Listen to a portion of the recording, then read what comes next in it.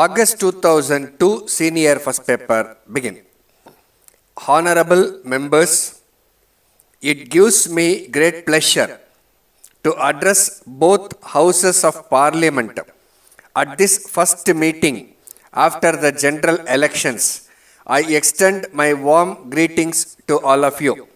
The general elections, which have concluded recently, have shown to the world the success of the democratic system of government adopted in the country since independence. At this important stage in the history of the country, as well as the history of the world, our first task should be to give a clean and efficient administration. Another important matter to which I would like to draw your attention is electoral reforms. We have been talking about this subject from time to time, but no government has taken any major step to bring about suitable amendments to the election laws during the last few years. The object of such a law will be to get rid of money power and to bring in accountability in the case of political parties so that the elections may be conducted in a free and fair manner. The new government will take necessary steps in this direction in consultation with all political parties. On this occasion, it would be proper for me to point out that the government will always try to maintain the honor and independence of the judiciary. I would assure you on behalf of the government that all efforts will be made to reduce the pendency of cases in the courts throughout the country by filling up the vacancies and by proper use of modern technology. Regarding the question of the center-state relationship, the government will take into consideration all the studies and reports made in this respect and in consultation with the state governments take necessary steps in order to settle all disputes between the states in matters of common interest. We are happy to note that the economic reforms of the past 5 years have achieved some amount of success. However, as you are aware, the speed with which we are moving is not much when compared with our requirements. This government would give personal attention to this matter and speed up the reforms while maintaining the basic framework of a sound economic policy. The economic development of a country in any part of the world can be maintained at a steady rate only if the external loans of the government are limited to the minimum.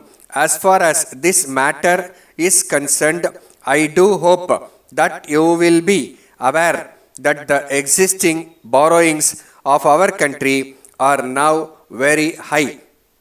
In this connection, attention will also be paid to the aspect of expenditure by the government, which is increasing day by day.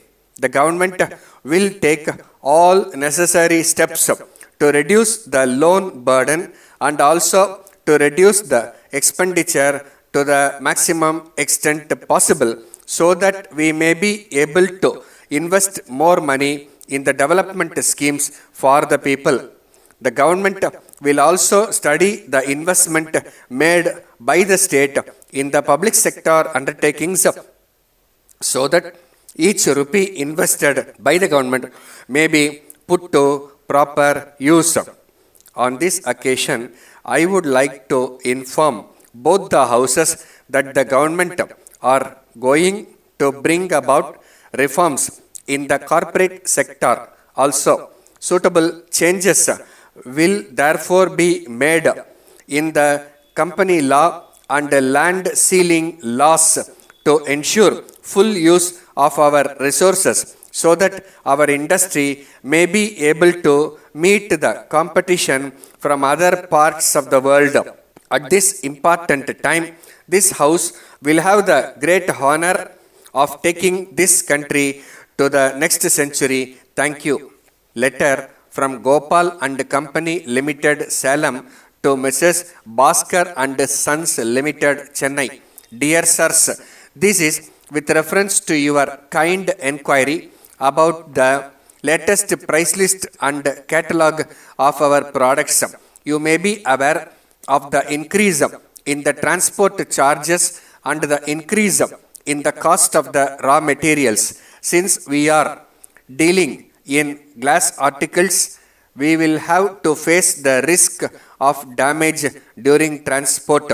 We are sorry to inform you that our factory remained closed for 2 months last year, and this has resulted in the decrease in turnover compared to the previous year. We are therefore not in a position to supply the materials at the existing rates and are forced to increase the price by 5%. We request you kindly to bear with this increase. We also request you to take all steps necessary to market our products in this part of the country, and we are willing to pay the necessary charges that may be incurred by you in this regard. On this occasion, we would like to place on record our gratitude for your support and help, which has helped us to tackle our difficulties. We look forward to the pleasure of your continued support in the years to come. We enclose herewith our latest price list and catalogue.